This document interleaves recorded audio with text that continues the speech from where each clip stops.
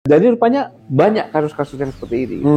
Karena saya merasakan wajar kalau anak-anak muda sekarang, generasi muda sekarang, yang saya katakan generasi muda itu antara umur 18 sampai dengan 40-an. Itu masih muda lah itu kan. Karena memang masa depan kita ini sedang dirampok. Itu kalau kita perjalanan ya, misalnya kita percaya bahwa kita sudah dikuasai oleh proxy war itu yang menurut Pak Gatot sudah selesai. Bukan sudah selesai, sudah sampai puncaknya. Sudah sampai puncaknya. Asymmetric power tetap berjalan, koalisinya tetap berjalan, proxy tetap berjalan, baru neko-neko berjalan. Jadi mereka tetap berjalan semuanya, tidak diberhentikan. Tapi hasilnya itu sudah kelihatan. Artinya kalau disimpulkan kan Pak Gatot sudah memilih sesungguhnya. Belum? Oke, bisa dia elaborasi lagi. Silakan, kalau bisa meyakinkan Bu Raffi bahwa yang dikatakan Bu Raffi itu bisa mendaftar. Iya.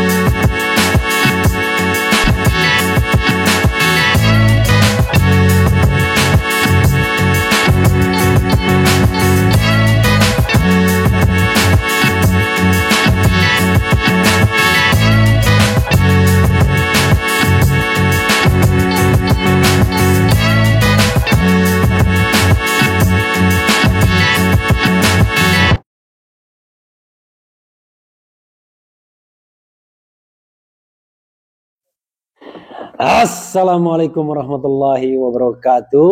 Waalaikumsalam warahmatullahi wabarakatuh. Sobat RH sekalian, jumpa lagi kita di channel yang keren ini. Keren. Ya, sobat RH sekalian, saya dan narasumber istimewa ya. Sudah lama saya tidak tanya-tanya beliau, tapi ini crucial time untuk tanya. Kenapa? Karena saya tidak hanya tanya, mau mengkritik beliau juga. Boleh kan, Pak? Boleh. Assalamualaikum warahmatullahi wabarakatuh. Pengetahuan. Ya, Pak Gatot Nurmantio. Ya, oke. Pak Gatot, kita mulai, Pak ya? Ya, silakan. Oke. Ini, Pak. Saya kan setiap saat ini selalu melihat fenomena perkembangan sosial politik, terutama Pilpres. Bukan karena kita cuma mikirnya Pilpres, karena itulah yang sepertinya saat ini dipikirkan oleh masyarakat.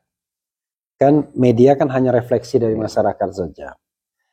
Dan masyarakat sepertinya sudah akan yakin bahwa calon itu ya kalau enggak Anies, Ganjar, Prabowo. Nah, saya mau nyindir Pak Gatot. Gatot Nurmantio di mana? Coba dulu, Pak. Tadi kan udah katakan kan. Coba jawab dulu. Terima kasih Bu Raffi. Tapi pertanyaannya sangat menggelitik memang. Saya di mana? Saya masih di sini.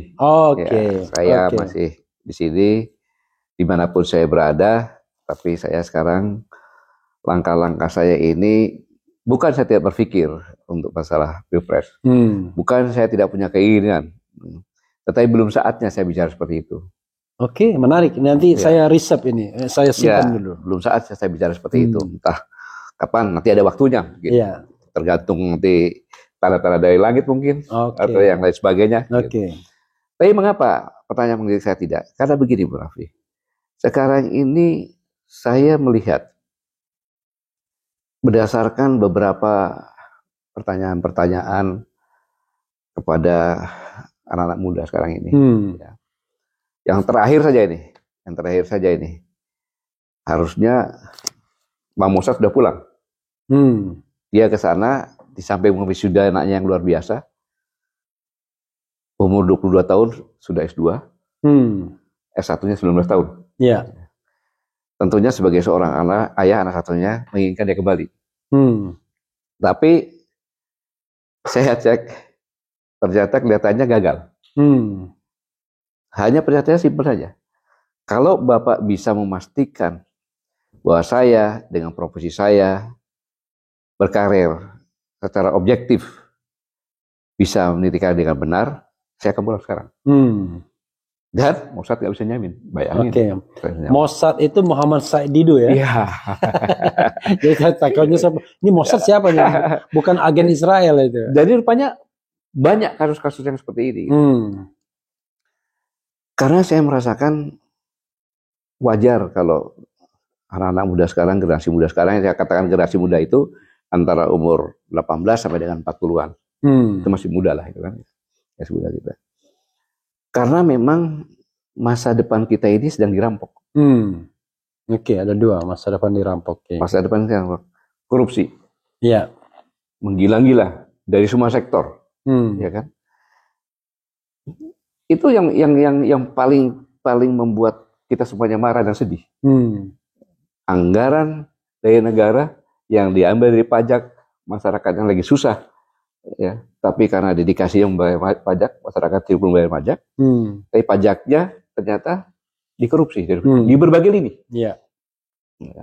Waktu COVID bahkan seorang menteri yang harusnya mengurusi rakyat kecil itu pun dikorupsi, apalagi yang lainnya. Ya. Ini kan masa depan mereka. APBN yang akan dilaksanakan dengan benar, ini kan menyiapkan untuk generasi yang akan datang, bukan? Ini dirampok. Yang kedua yang dirampok juga apa? Sumber daya. Ya batu bara lah, nikel lah, segala macam lah, ya kan. Secara besar-besar diambil seolah tidak ada hari esok lagi. Kemudian lingkungan hidup juga sama. Hutan dibabatin, bahkan yang terakhir perlu dipertanyakan tuh yang 0 hektar food estate itu. Berhenti, mangkrak, udah digululin. Oke. Ya. Begitu presiden datang di tempat yang ternyata katanya bukan itu. Dan ini kan merupakan paru-paru kita juga ini, dunia juga kan gitu. Masa depan ini kan sekarang panas sudah sampai ada 67 derajat, bahkan tisu terbakar kan. Ini kalau diteruskan bagaimana nih? Kemudian penghargaan sebagai manusia Indonesia.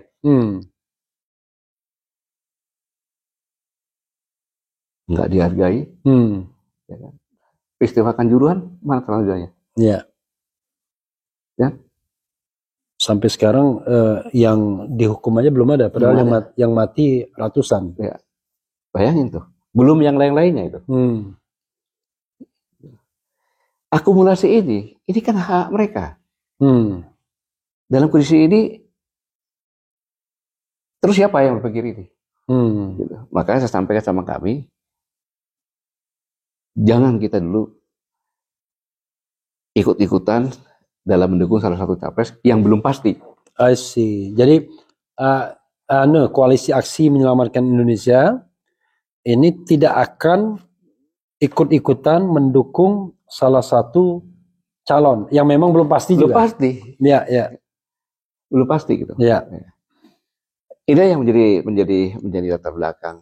Dan ini saya sampaikan tadi Pak Salbihala, Bung Raffi, saya berikan gambaran tapi dari peristiwa yang sebenarnya, di mana peristiwa ini diceritakan oleh Ustadz Denny Abdul Wahab. Ini cerita nyata. Iya. Dari zamannya Pak Harto. Iya. Akan mengadakan muktamar di Jakarta. Iya. Kemudian dai ulama.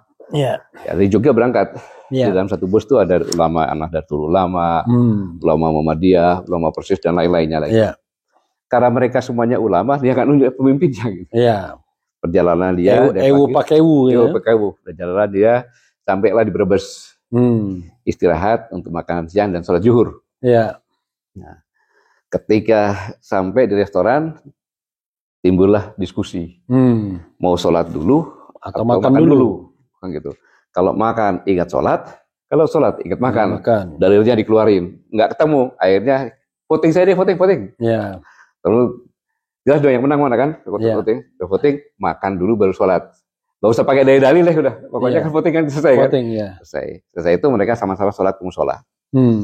Musolanya cukup besar, sholat. Ketika sholat, pakai lagi. Siapa yang mau jadi imam? Siapa yang berikan? Yang NU bilang yang Muhammadiyah yang anulah yang jadi imam kelihatan kan Muhammadiyah pakai celana kan gitu. Celana panjang kan Muhammadiyah gitu. Muhammadiyah NU aja lah yang pakai sarung kan. Yang bedakan Muhammadiyah sama NU itu sarung sama celana panjang. Udah. Kalau begitu kan. Tiba-tiba lagi kalau begitu datanglah seorang pemuda. Pakai kaos oblong, rate kalung yang besar, ya kan. Celana jinnya lututnya sobek, jin patatnya sobek dipakai handiplas, ya kan.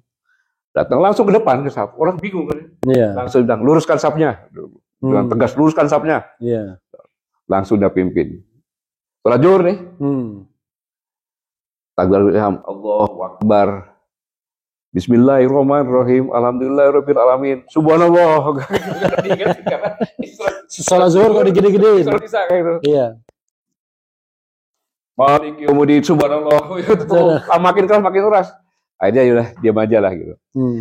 Dia habis itu rukuknya sujud cepet. Iya.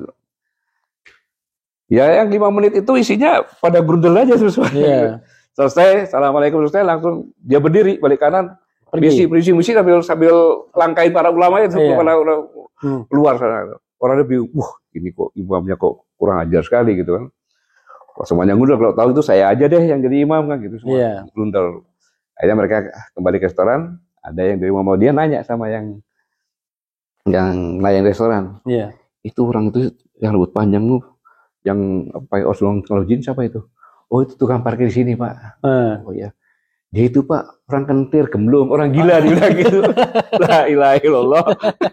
La ilaha illallah. Jadi ulama-ulama dipimpin oleh orang ini. Itulah kalau pemimpinnya tidak ada gitu kan. 5 menit dipimpin sholat, grundel. Apalagi kalau 5 tahun. 5 tahun. Karena gak ada mimpin kan. Ya itu. Nah terus ada lagi. Nah, ini juga diceritakan oleh Hakimuddin Salim ini. Jadi ketika halaqah lulusan Madinah Asia Afrika, halaqah itu reuni lah. Iya, halaqah. Ya. Bertanya kepada Kiai Hasan Abdullah Sahal, pimpinan Gontor kan? Iya. Orang yang terkenal sikapnya tugas ya kan, tapi dibalut dengan kebijakan. Pertama, Yai bagaimana menyikapi tahun 2024? Iya. Gitu. Yainya bilang, antum pilih yang benar atau yang menang? Oke. Ya, dijawab, ya kalau bisa sih milih yang benar tapi menang. Dan menang kan itu. Pilih benar tapi menang, benar tapi menang. Antum tidak paham pertanyaan saya gitu. Kalau saya pilih yang benar, karena hisapnya ringan. Oke. Iya kan? Menang di dunia sebentar, hisapnya berat. Dia pikir bagaimana hisapnya gitu. Singkatnya harus tanya, lah kalau yang benar tuh gimana? Makanya jangan pilih orang yang benar. Belum tentu dia benar. Yang menang. Bukan, jangan pilih orang yang benar gitu kan? Belum tentu dia benar.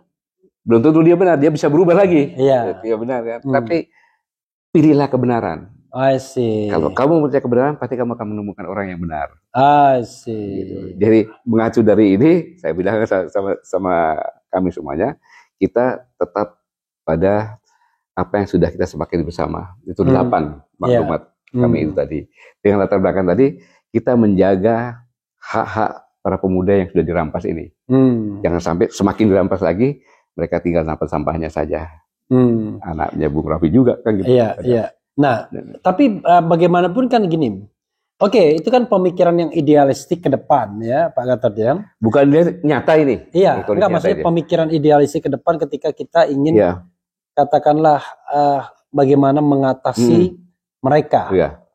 It could be possible pasca 2024 kan begitu. Tapi pertanyaannya yang di depan mata kita nih, yang besok mungkin besok lusa, yaitu tadi soal copras capres. Kan Pak Gatot tadi mengatakan belum saatnya kami untuk mendukung atau menyatakan sesuatu. Padahal kan kita tahu jadwal kan Oktober sudah pendaftaran tuh, bahkan mulai September atau pendaftaran. Kalau tidak salah 20 September apa pendaftaran. Nanti kita cek lagi. terakhir Oktober awal atau pertengahan. Kalau sekarang ini Pak sudah bulan Mei, Juni, Juli, Agustus, 3-4 bulan lagi Pak Gatot. Dari pendaftaran, atau kalau misalnya kita mau kepastian, ya tinggal Mei, Juni, Juli, Agustus, September. Ya 4 bulan, 5 bulan lagi. Kan dalam hitungan politik nggak lama itu. Karena sebelum 4 bulan, 5 bulan kan sudah harus ada kerja politik yang dilakukan oleh para calon, maupun kalau kita mau mendukung calon tertentu misalnya. Gimana Pak? Ya, padahal Pak Gatot tadi bilang, belum saatnya. Kapan saatnya itu?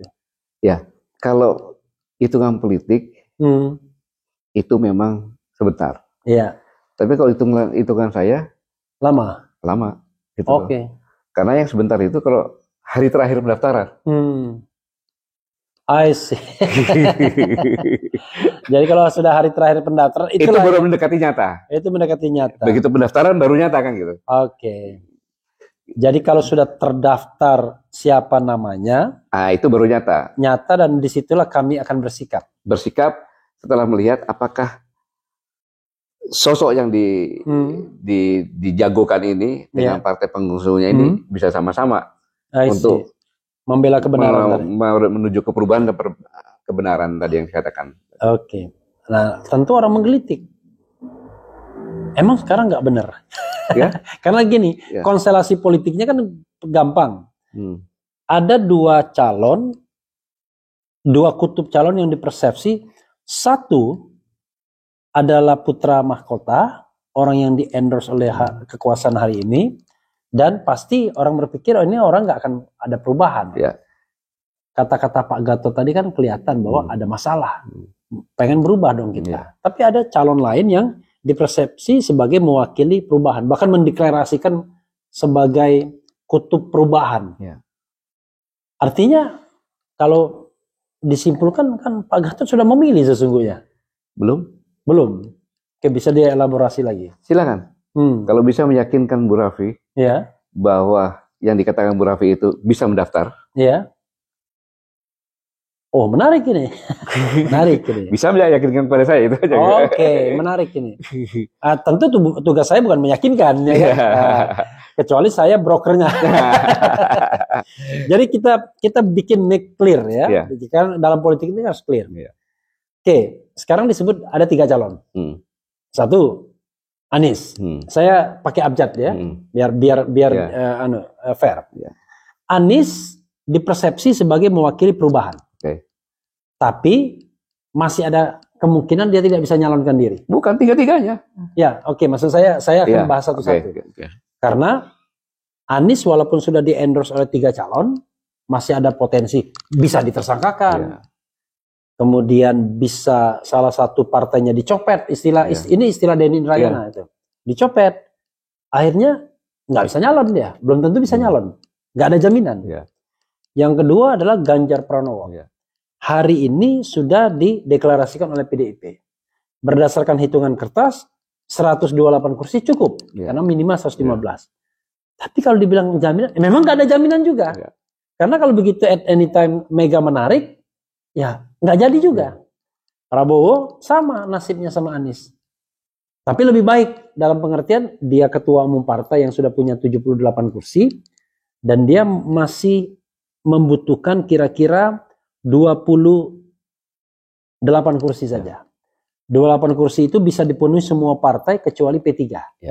Nah, tapi lagi-lagi ya belum tentu juga bisa mencalonkan. Maka dalam hal kalau misalnya Pak Gatot bilang semuanya belum tentu. Lalu untuk melakukan prediksi politik gimana dong kami ini?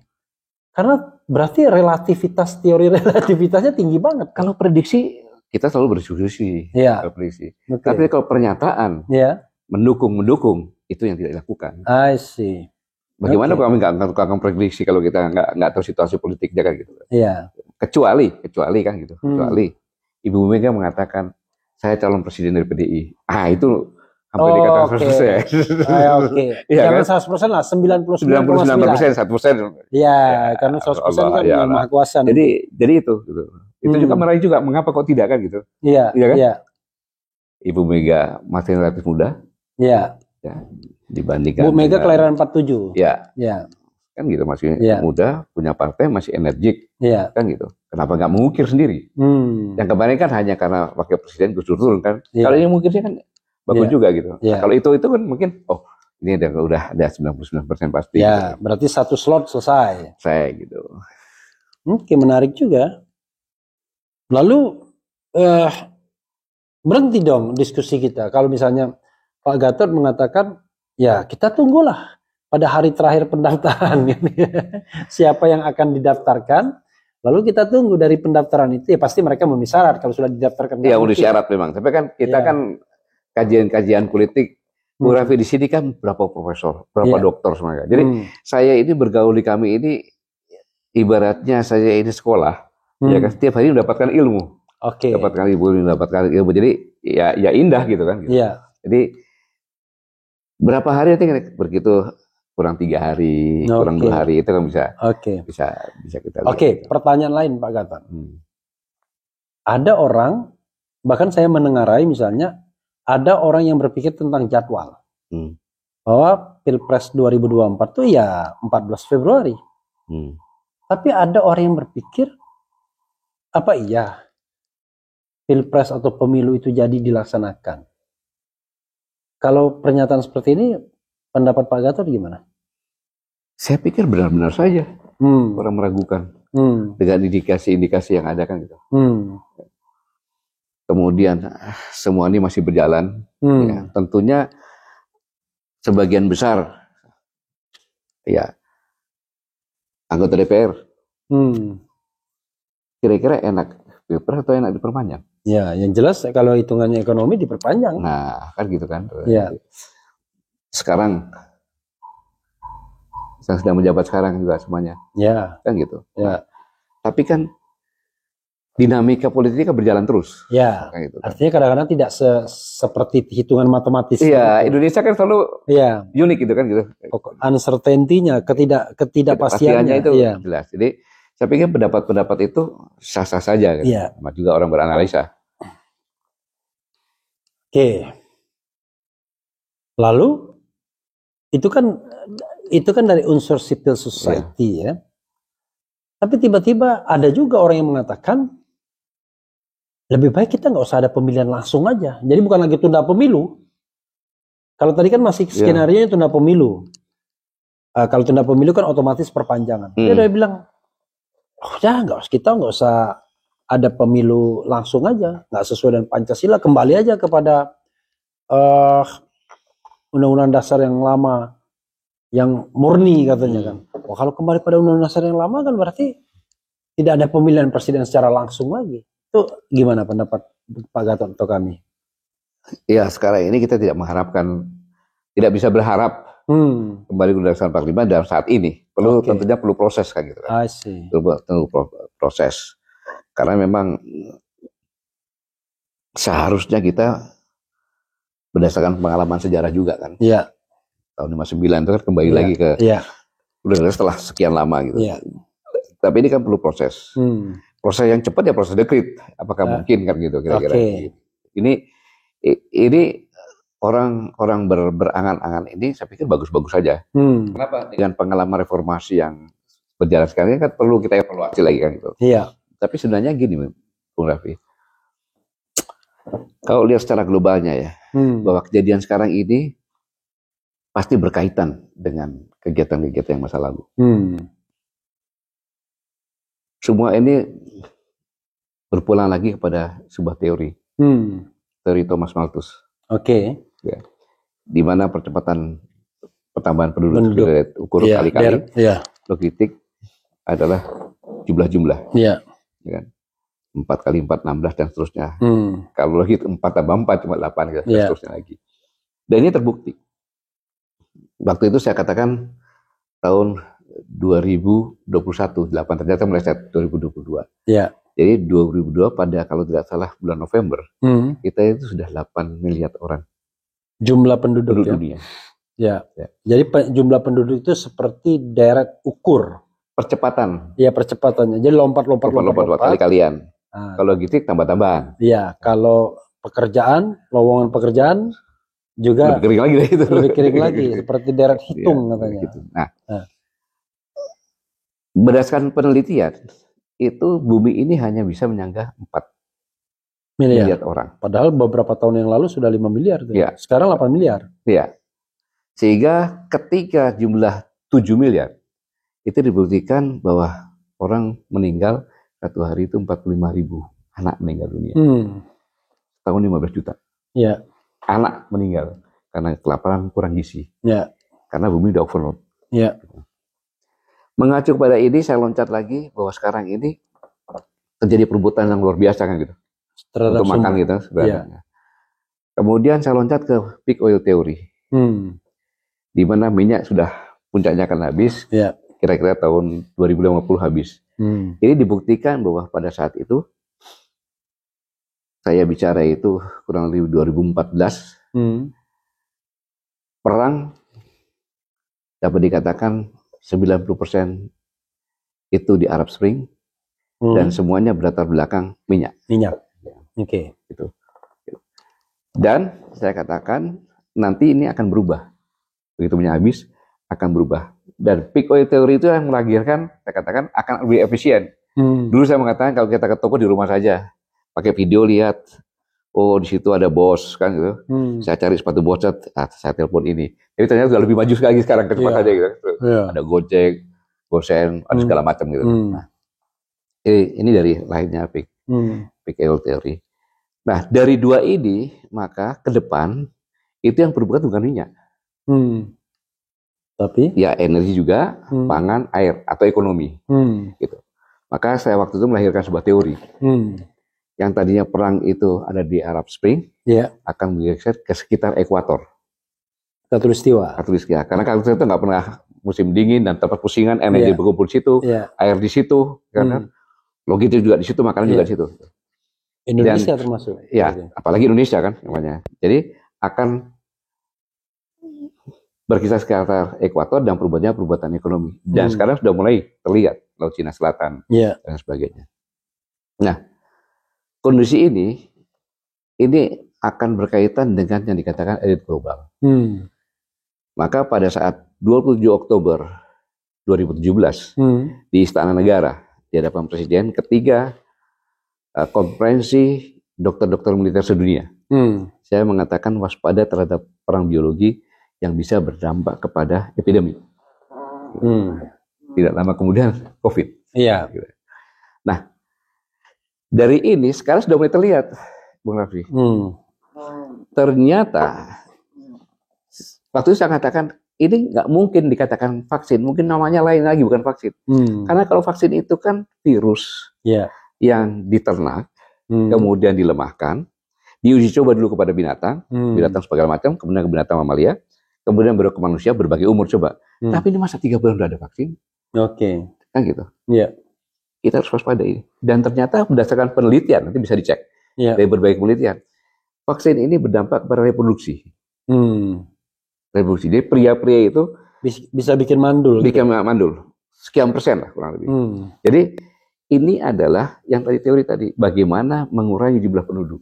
Untuk merawat jumlah penduduk. Dulu karena KKB itu tidak berhasil kan gitu. Mungkin ada seperti ini. Nah, lepas dari itu semuanya, bahwa perebutan ekonomi itu di ekuator. Di ekuator itu dari semua negara-negara ekuator yang ada di dunia ini, di bumi ini, Indonesia yang paling dominan. Yang paling kaya. Yang paling kaya. Jadi orang akan perebutkan ini. Jadi kondisi sekarang ini tidak akan lepas dari situ. Oke, saya kalau misalnya masuk kepada isu itu ya, isu perebutan sumber daya. Kalau isu perebutan sumber daya ini, apakah itu antar negara atau ke beyond dari the state? Jadi sebenarnya yang berkelahi ini kelompok-kelompok bisnis misalnya, kelompok-kelompok kepentingan. Jadi sudah beyond dari negara, bukan yang bertanding itu misalnya Cina melawan Amerika Serikat, tapi yang bertanding itu korporasi yang ada di Cina melawan korporasi yang ada di Amerika, tapi korporasi yang ada di Amerika melawan korporasi yang lainnya juga, atau gimana sebenarnya pola untuk perebutan ekuator itu kalau menurut Pak Gatot? Ya, kita bisa melihat sebuah teori perang ya. Yang pertama kali adalah perang dengan menggunakan cara clandestine. itu asimetrik profile, perang asimetrik. Contohnya di Indonesia deh, perang asimetrik ini adalah perang Palestina kemudian menghadapi pemerintah. Inilah keberhasilan mereka. Di akhir perang ini tokoh itu diserang terus, korupsi, mereka berhasil. Keberhasilan dari perang asimetris ini adalah perubahan. Perubahan kepemimpinan terutama. Dari situ bersamaan itu maka dilanjutkan dengan perang proksi. Perang menggunakan boneka-boneka dengan orang-orang. Ya. Mereka masuk ini mendompleng, tapi itu merupakan sebenarnya satu korporasi yang mengerjakan itu gitu. Nah, ini masuk, makanya orang reformasi kaget tiba-tiba kan, kenapa amandemen undang-undang itu dilakukan? Kayak gitu. Ini adalah proksi. Makanya begitu 2015 saya di UI, Pangkostrat itu saya paparan, perang proksi adalah masyarakat, mahasiswa yang saya tanyain, kalau kamu sebagai presiden di negara lain mengambil Indonesia gimana caranya? Beli undang-undang. Gimana caranya? Pangkostrat pura-pura nggak tahu katanya. Dia bilang gitu. Mahasiswa dia bilang. Kan di komisi itu berapa orang sih? Nggak sampai 10 orang ke komisi. Kita tinggal bayar saja. Pasal-pasal jangan semuanya kita masuk ke satu pasal. Sekarang kita melakukan itu. Kita merasakan itu semuanya. Ada 13 item yang saya sampaikan itu semuanya terjadi sekarang itu. Cepat sekali 2014, 16 sudah terjadi. 17, 18 sudah semuanya terjadi. Nah, sekarang ini meningkat lagi kepada neo-cortex war. Perang pemikiran dan narasi. Karena mereka udah berhasil dengan ini. Kondisi sekarang ini neo-cortex war. Neo-cortex war. Nah, sekarang ini hasil dari proksi kondisi sekarang ini. Gitu. Neo-cortex war ini contoh saja di Indonesia sekarang ini.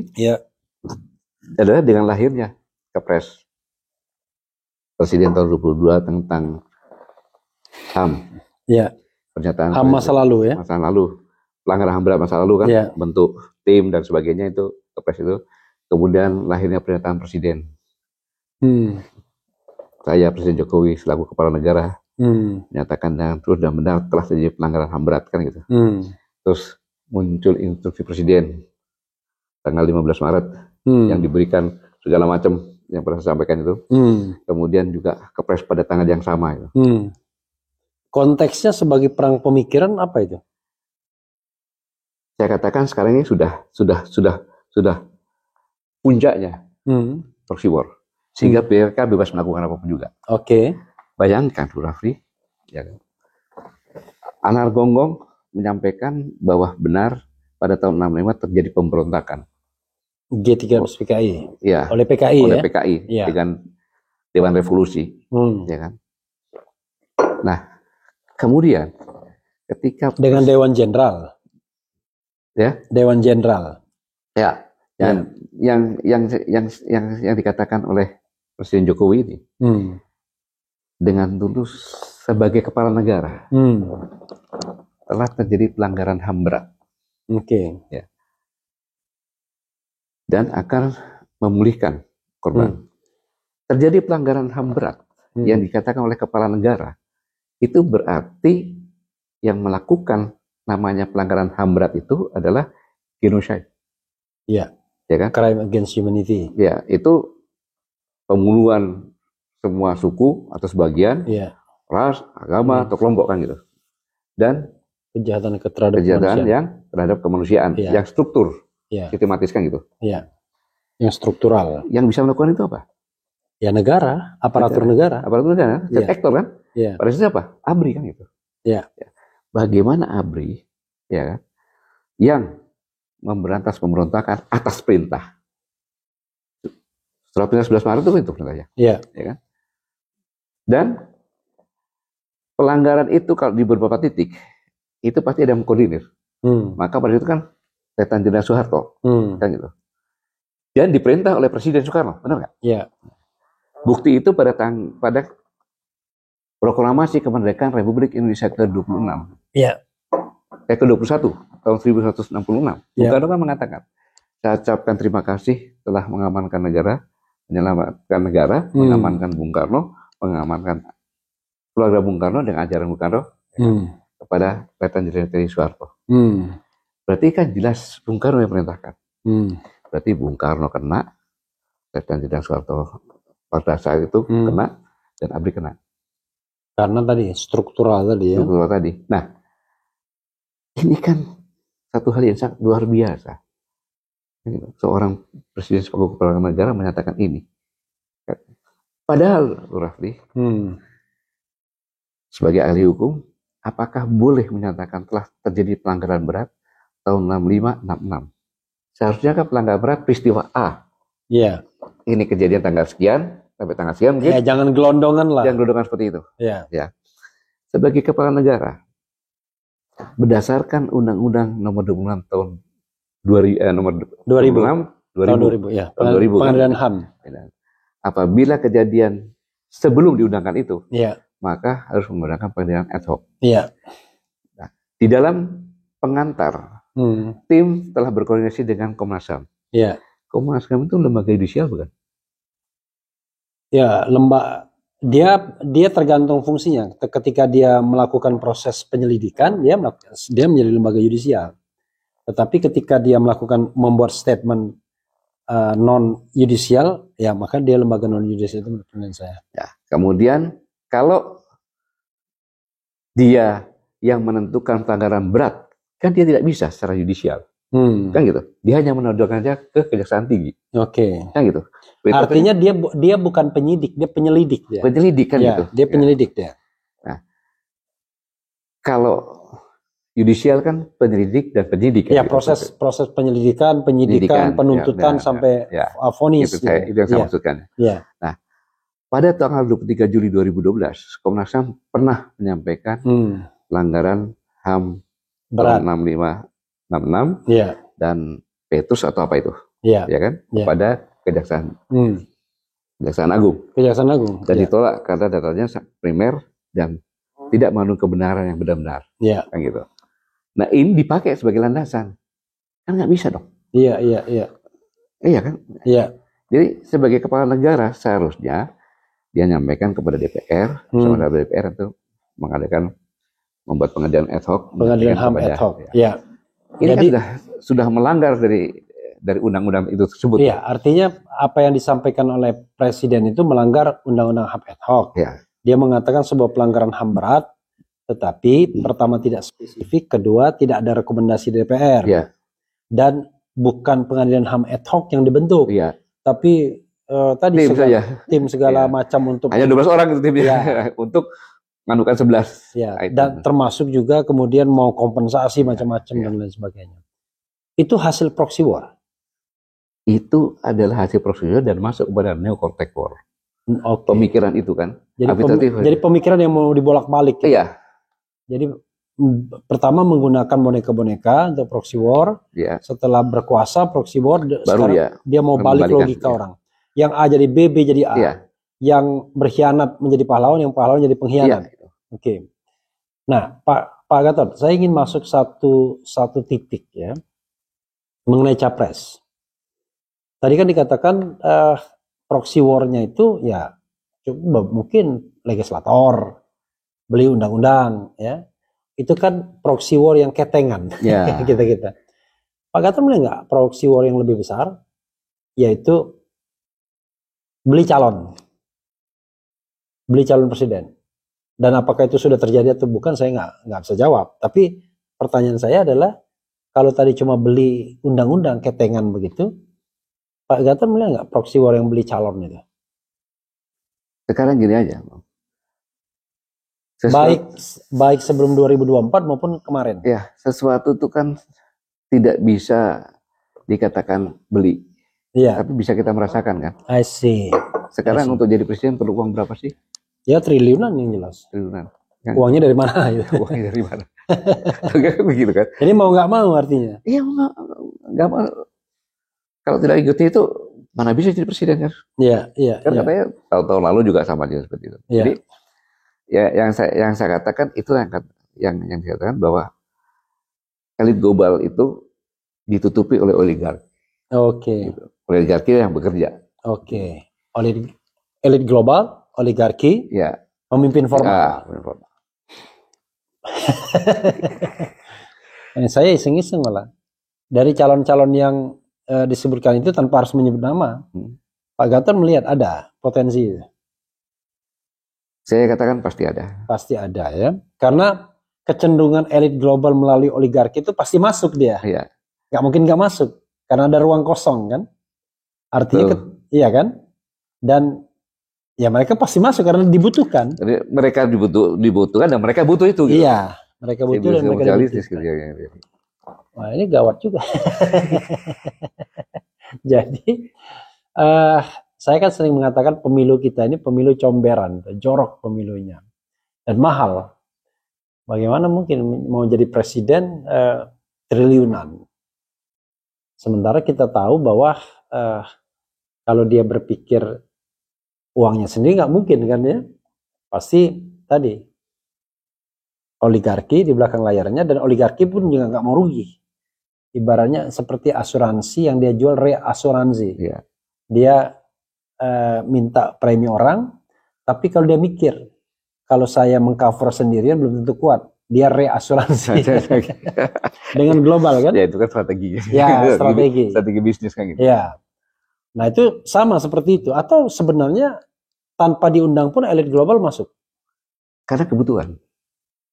Artinya yang mengundang orang dalam atau memang elit itu yang masuk tanpa diundang?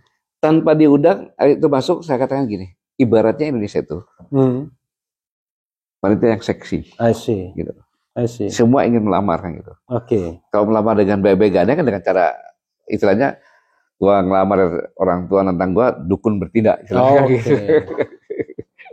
Kalau lamaran ditolak dukun bertindak. Oke. Artinya memang ya mereka by inisiatif masuk itu. Ya. Oke. Nah, sekarang mana yang Pak Gatot percaya kalau kita bicara elit global? Elit global itu MNC, korporasi. Apakah elit global itu negara, the state? Struktur negara tertentu. Kan orang bicara tentang the class of civilization misalnya. Wah ini ada peradaban barat yang diwakili Amerika. Peradaban Konfusianisme yang diwakili China. Peradaban Hindu misalnya. Ya. Atau sebenarnya pertarungannya bukan di negara yang mewakili peradaban itu. Itu kelompok dominan ya. Tapi ini perang MNC saja, multinational corporation, yang bisa jadi antar negara yang sama misalnya, atau gimana? Iya. Jadi bukan antar negara ini, bukan lagi. Oke. Makanya itu. Jadi kalau mungkin paling gampangnya antar aktor global ya. Ya. Elit global. Elit global. Jadi elit global ini misalnya kita begini. Bisa jadi elit global itu punya kepentingan sama antara satu elit global dari Cina, elit global dari AS, bersatu berperang melawan elit global dari negara. Itulah yang saya khawatirkan. Itu saya khawatirkan. Kalau kita tidak waspada, negara ini bisa pecah. Oke. Sekarang gini. Karena mereka. Logika berpikirnya ya. Logika berpikirnya. Taruhlah Bung Raffi negara yang kuat. Iya. Saya juga kuat. Iya. Kalau perang kan habis-habisan. Iya. Iya kan. Katanya. Ini kan udah tingkat-tingkat ini udah tingkat-tingkat bisnisnya tinggi kan. Iya. Ya, apa sih yang lu mau? Daripada kita bisa kita bagi-bagi deh. I see. I know. Nah, sangat mungkin bisa terjadi. Jadi mereka nggak mau hancur di tingkat sana. Iya. Ngapain kita hancur-hancuran? Indonesia aja yang kita hancurin. Kita bagi-bagi aja kan? Iya, dibagi-bagi. Lu bagian sini, lu bagian sini, lu bagian sini. Dan lu punya proksi yang mana? Nanti tinggal perintahkan proksinya. Ya, lu punya kepentingan yang mana gitu loh. Iya. Ya kan? Oh, gua Kalimantan deh. Ya udah, gua Papua, gua ini. Udah, Papua terus setuju. Tinggal mencari proksi atau menggerakkan proksi yang tinggal gerakkan aja proksi yang udah ada kok. Ya Oke. Kan? Sekarang udah mulai benih-benih udah mulai muncul kok. Itu kalau kita perjalanan ya, misalnya kita percaya bahwa kita sudah dikuasai oleh proxy war itu yang menurut Pak Gatot sudah selesai. Bukan selesai, sudah sampai puncaknya. Sudah sampai puncaknya. Asymmetric power tetap berjalan, koalisinya tetap berjalan, proxy tetap berjalan. Baru nekotek jalan. Jadi mereka tetap berjalan semuanya, tidak diberhentikan. Tapi hasilnya itu sudah kelihatan. Oke. Jadi misalnya gini, perang asimetris tadi ya, antara civil dan antara state dan civil society, kan asimetris kan? Itu selalu berjalan, kan nggak mungkin nggak berjalan kan? Selalu ada kontrol dari society dan lain sebagainya. Itu sangat mungkin elit global itu punya proksi di negara, tapi juga punya proksi di civil society. Jadi, semua dilakukan. Oke. Karena dia menguasai finansial yang luar biasa kan. Sekarang perangnya finansial yang diperlukan. Iya. Jadi masuk semua sektor dia. Masuk semua sektor. Ada suatu cerita yang pernah berlaku. Ingat dulu Raffi waktu itu zamannya Gus Dur ya. Oke. Dewan Jenderal rapat di Gang Lause. Iya. Isu apa gitu ya? Yang mengisukan siapa itu? Kalau tidak salah waktu itu adalah duta besar Amerika di PBB. Oke. Yang katanya untuk untuk makar ya? Iya, untuk makar. Iya. Ya kan? Iya. Saya ditanya sama bos saya waktu itu. Tot, gue merapat nih ini. Lause itu apa? Restoran ya? Gang Lause lah pokoknya. Oh, gang. Oke. Dia bilang, Pak, Bapak berapa jenderal yang ada di situ? Nggak ada, Tot. Udah gue yakin kan? Nggak ada. Nah kalau gitu, Pak, sekarang kan rupiah kan terpukul, Pak. Karena Dewan Jenderal terpukul. Iya. Bisa nggak, Pak? Kalau saya termasuk elit global, saya yang buat seperti itu, saya borong semuanya, habis itu Bapak menyatakan tidak ada Dewan Jenderal, normal lagi, saya udah untung dari situ. I see. Cukup mudah dong untuk mengambil caranya. Iya, itu sama dengan ketika kita krisis finansial kan. Orang tahu kita sudah punya utang luar negeri, jatuh temponya kapan, kan akhir tahun kan. Iya. Itulah saat untuk gebuk. Dan orang mengambil keuntungan sebesar-besarnya dari situ. Misalnya, wah itu saatnya jual dolar mungkin, karena orang butuh dolar kan, jadi dolar tinggi kan misalnya. Ya. Itu kan alami kan misalnya. Iya. Tapi ini kan dibuat. Oke, jadi bisa pertengahan tahun. Cuma hanya isu saja gitu. Iya. Oke. Masih berlanjut lagi nih? Masih berlanjut lagi. Saya justru pengen tahu soal TNI. Saya mau frankly speaking, TNI. Jadi tanpa mengurangi rasa hormat Pak Gatot ya sebagai Panglima TNI. Mantan Panglima TNI. Panglima TNI dong. Panglima TNI tapi 2000. Ya. Panglima TNI 2015 sampai 2016. 17. 2017. 15 17. Dan sekarang kan yang berkuasa kan berarti junior. Ya. Pak Gatot. Ada kesan sekarang ini di masyarakat yang menurut saya agak melihatnya TNI ini kesal dan sebel sebenarnya dengan misalnya let's say Polri. Tapi kalau saya lihat lagi, saya bedah lagi, sebenarnya yang kesal dan sebel itu pangkat menengah ke bawah. Kalau jenderal-jenderal ke atas, dia masih punya mainan. Ya, ini penglihatan saya.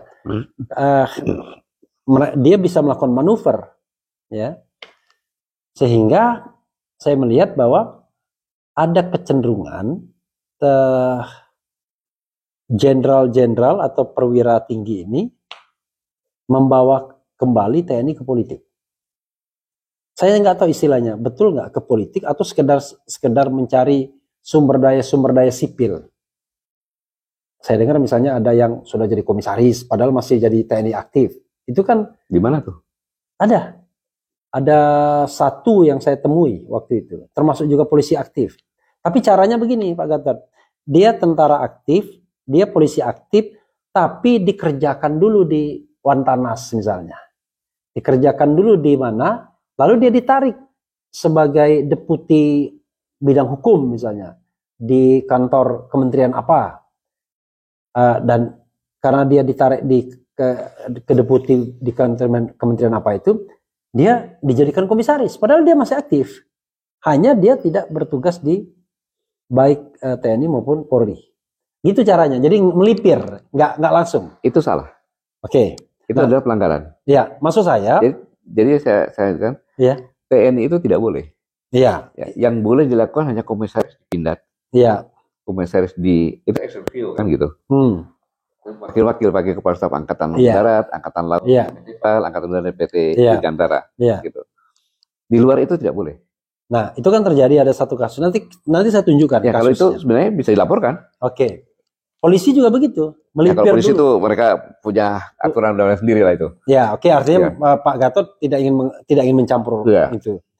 Nah, ada kesan bahwa kok kayaknya TNI tergoda kembali nih untuk berpolitik. Pak Gatot melihat ini gimana? Gini lah, paling gampang. Saya itu agak susah mengatakannya gini ya. Ada fenomena KSAD Dudung Abdurrahman. Sebagian orang menganggap bahwa dia melakukan langkah-langkah politik untuk naik. Contohnya? Ya, misalnya tadi soal baliho, ya kan? Kan sejak itu kan, lalu kalau mau naik, Anda harus dekat dengan ketua umum partai, misalnya kan, the ruling party kan begitu. Dan itu kan udah jadi rahasia umum. Yeah. Nah, ada Maijen Kunto misalnya. Maijen Kunto yang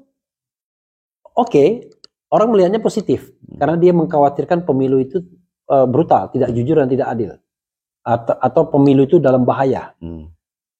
Dia mengatakan begini, kalau jujur memang itu seharusnya sesuai dengan, tapi kalau tidak jujur ada aturan yang membatasi. Tapi kalau enggak ya ibarat permainan. Kalau sudah ketidakjujuran itu sudah membuat apa-apa, ya saatnya TNI harus tegas bersikap, kan begitu. Yeah. Nah, ini kan ada dua hal yang berbeda, tapi message-nya sama, menggoda kembali TNI masuk ke ranah politik begitu, baik dengan motivasi jabatan, ya kan udah jadi rahasia umum lah. Kalau Anda tidak deketin politisi, Anda nggak bisa naik. Atau tadi dengan aura yang sepertinya positif tapi kayaknya menggoda juga TNI untuk bertindak dan lain sebagainya. Nah, evaluasi Pak Gatot melihat fenomena itu. Polri nggak usah dah, TNI saja. Iya, Bung Raffi. Jadi saya buka saja di sini. Iya. Itu hal yang sangat saya khawatirkan. Oke. Jadi ketika saya jadi Kepala Staf Angkatan Darat, saya pernah mau warning untuk para bintang-bintang jenderal. Jangan sekali-sekali kamu jadi pelacur politik. Kamu saya buat merintih. Itu benar. Saya bicara seperti itu. Saya bicara seperti itu bagi saya adalah metode saya. Akhirnya selalu terngiang-ngiang di telinganya. Gitu. Mengapa? Kalau sudah menjadi pelacur politik, itulah awal dari kehancuran TNI. Karena TNI adalah politik negara. Politik negara. Tetapi di akhir-akhir ini kekhawatiran saya itu menjadi nyata. Saya tidak boleh menyebutkan orang. Iya. Tetapi di TNI itu, kalau dia pernah melakukan pelanggaran, dia tidak mungkin bisa naik, apalagi jenderal. Gitu kan. Dan pada saat turun itu naik. Jadi orang yang melanggar yang tadinya nggak bisa naik, ketika Pak Gatot itu naik dia. Ya. Logika berpikir saya, tentunya orang melihat kok dia bisa ya. Lewat jalur mana dia bisa ya? Gitu. Lewat jalur mana bisa ya? Nah akhirnya ini menjadi fenomena gitu. Menjadi fenomena. Kalau saya ingin selamat, ya saya harus dekat dengan tokoh-tokoh yang bisa menentukan gitu. Iya. Gitu. Itu manusiawi. Tapi yang tidak beretika. I see. Gitu. Tapi kan akhirnya kan orang melakukan itu semua, let's say misalnya untuk maaf kata nih jabatan Panglima TNI misalnya sekarang ini. Kan sudah seperti rahasia umum. Tuh ada misalnya menganggap bahwa ini giliran saya sesungguhnya. Tapi kok kan zaman SBY kan ada Trimatra itu yang bergilir kan. Ini giliran saya. Tapi kok saya nggak jadi? Evaluasi, karena saya nggak dekat sama si Anu. Sementara si Anu punya si Anu, ya kan begitu? Gitu. Saya koreksi ya, kalau jabatan Panglima TNI itu adalah hak dari semua Kepala Staf Angkatan Darat sama untuk menjadi Panglima TNI. Tidak mengenal giliran. Enggak. Saya bicara tentang hak itu dikaitkan dengan pertarungan Trimatra tadi. Ya. Gitu. Jadi itu semuanya adalah hak prerogatif presiden.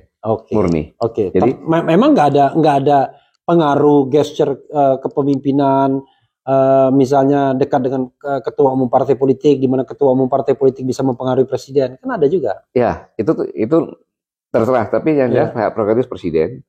Presiden menentukan siapa yang akan menjadi Panglima TNI berdasarkan pemikiran presiden. Ancaman tantangan ke depan itu diperlukan siapa yang memimpin di situ. Oke. Gitu. Tapi yang kita tarik lagi. Lalu yang dikhawatirkan Pak Gatot itu jabatan di bawah Panglima TNI tadi. Iya, bawah Panglima TNI. Kalau udah Panglima TNI untuk ya sudah, itu nasib lah ya. Itu nasib aja 3. Jadi yang dikhawatirkan ini adalah pertarungan untuk naik karir antara level bintang 1, bintang 2 ya, itu atau sekarang, yang paling krusial itu dari kolonel ke brigjen misalnya. Ya, bisa terjadi itu. Tapi sekarang ini fenomena itu memang yang Bura bisa katakan terjadi itu fenomena itu. Oke. Jadi kalau saya mau naik, ngapain saya menjadi tentara profesional? Mending saya dekat-dekatan gitu ya. Ya, logika berpikirnya kan begitu. Begitu saja, dia bisa naik. Seperti ini kan. Iya. Perkara benarnya kan kita lihat situasinya aja kan gitu. Iya. Inilah yang sangat berbahaya. Berbahaya. Karena kalau tidak menggunakan merit system, maka orang semua tidak mau berjuang. Iya. Ngapain gue harus capek-capek? Yang penting gue sekarang dekat dengan salah satu yang penentu kan gitu. Iya. Tidak perlu kita luar biasa kerja baik. Yang penting kita cari uang banyak-banyak. Ini kan bahaya ini. Iya. Cari uang untuk nempel terus ya. Ya, itu sangat berbahaya. Akhirnya siapa? Yang jadi korban prajurit yang bawah. Oke. Prajurit yang menjadi korban. Dan yang jadi korban ya bangsa Indonesia bisa jadi ya ke atasnya lemah jadi sebagai yang utama penjaga kedaulatan dilemahkan itu seperti itu. Itu yang sangat berbahaya. Seperti kemarin saya lihat di media sosial kan, Kasat menegur perumahan ini bagus depannya tapi dalamnya udah rusak pedal baru seperti itu kan. Itu kan bisa terjadi, mungkin kontraknya yang harusnya sekian, potongannya sekian. Untuk apa itu kan bisa jadi akhirnya dapatnya seperti itu. Iya. Prajurit yang nanti akan dikorbankan gitu. Oh iya, padahal nggak mungkin prajurit yang menentukan itu. Nggak mungkin. Terakhir untuk untuk TNI ini sebelum saya mau minta wrap up dari Pak Gatot ya, closing statement juga. Orang gemes tuh dengan KKB. Ya. TNI mati terus, ya kan? Gugur ya. Sorry. TNI gugur, ya kan? Kok Indonesia kayaknya seperti jalan buntu. Bahkan ada kesan dulu, wah, giliran sama kelompok kanan tegas, ya kan? Wah, demi NKRI dilibas siapapun yang akan merusak ideologi Pancasila, ya kan begitu? Yang which is abstrak gitu, abstrak kan itu kan? Tapi yang konkret kayak KKB itu kok kesannya lembek, padahal konkret.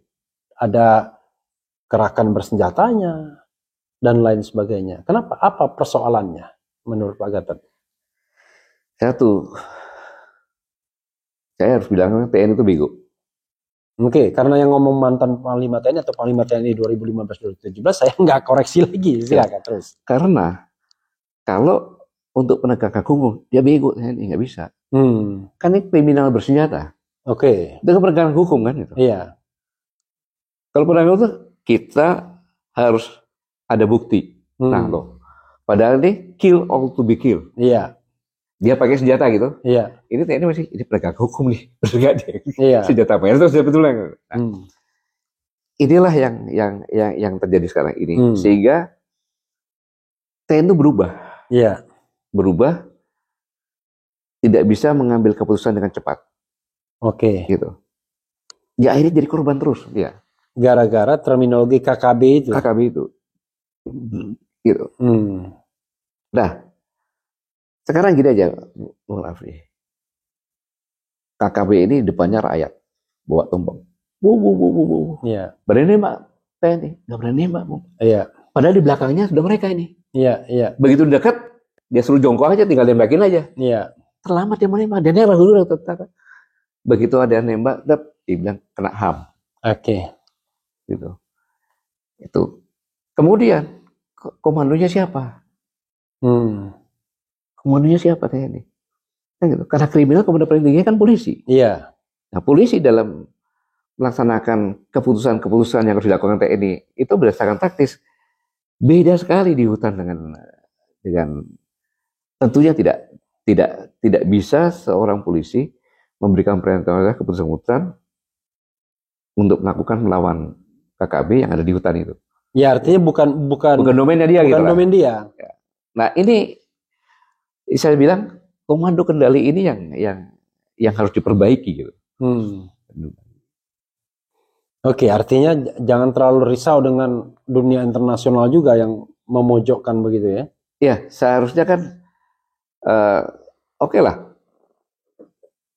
Kalau memang itu ya susah sekali sih, saya juga bingung.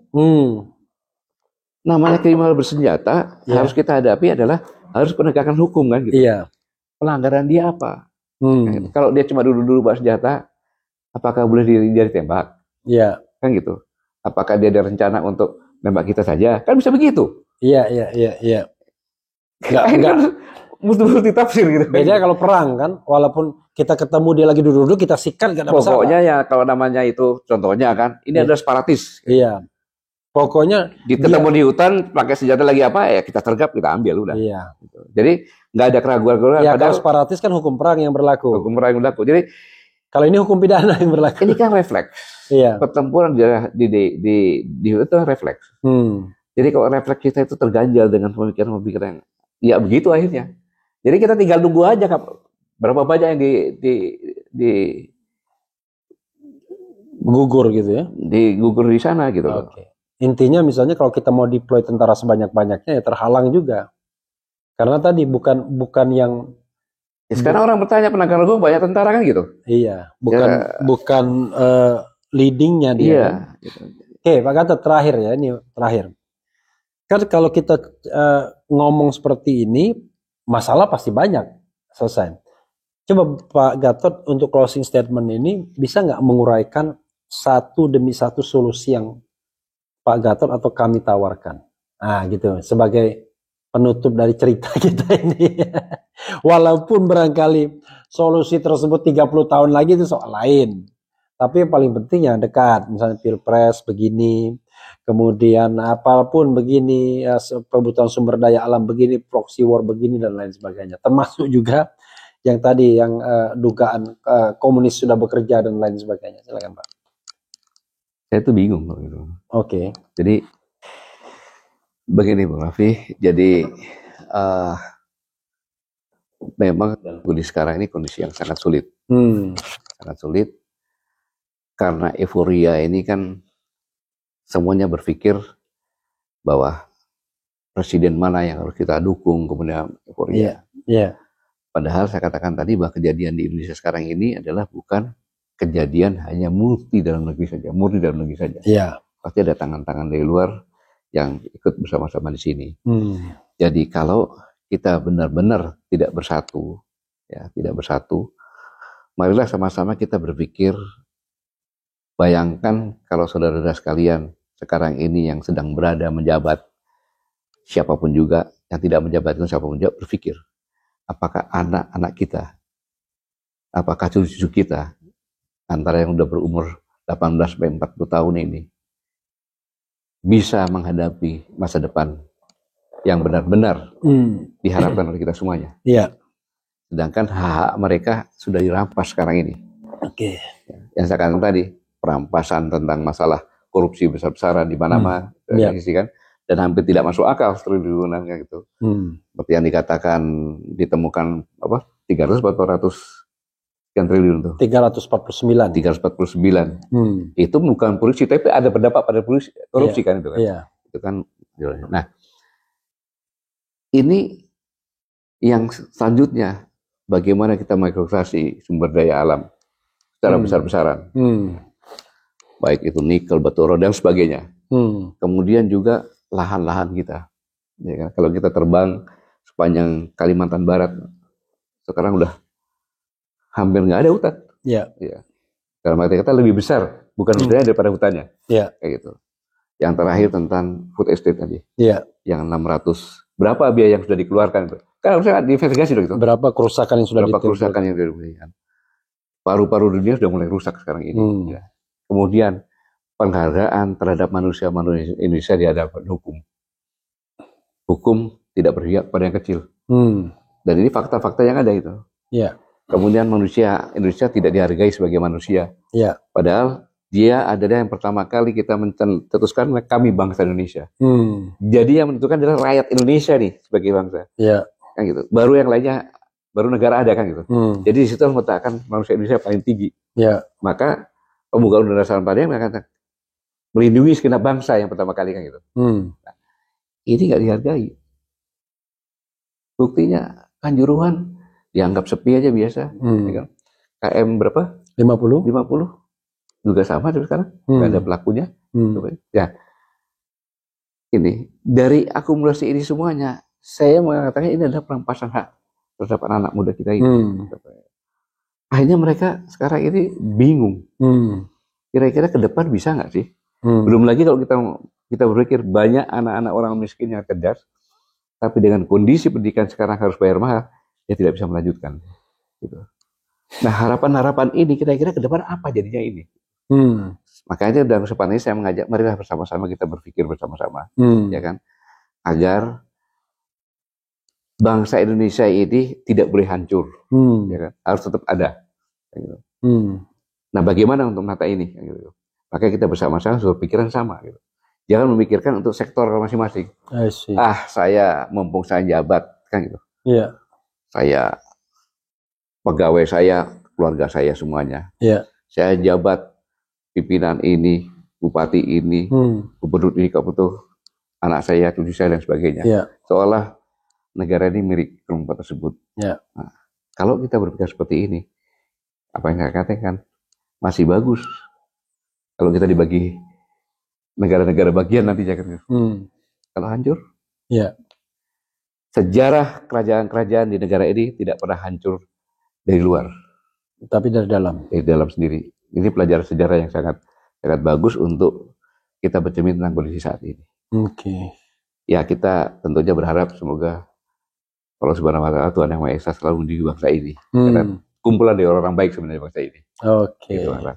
Itu kira-kira bisa sampaikan. Iya, sahabat era sekalian ya. Ya tentu begini, kalau kita bicara mengenai hal yang menakutkan tentang masa depan kita, bukan berarti itu pasti akan terjadi. Justru kita ingin itu tidak terjadi. Ya. Jadi sebagai warning. Nah ini percakapan atau dialog sebagai warning. Tentu akan ada pro dan kontra, tapi yakinlah bahwa barangkali kesimpulannya negeri ini sesungguhnya tidak sedang baik-baik saja. Ya, wassalamualaikum warahmatullahi wabarakatuh. Waalaikumsalam warahmatullahi wabarakatuh.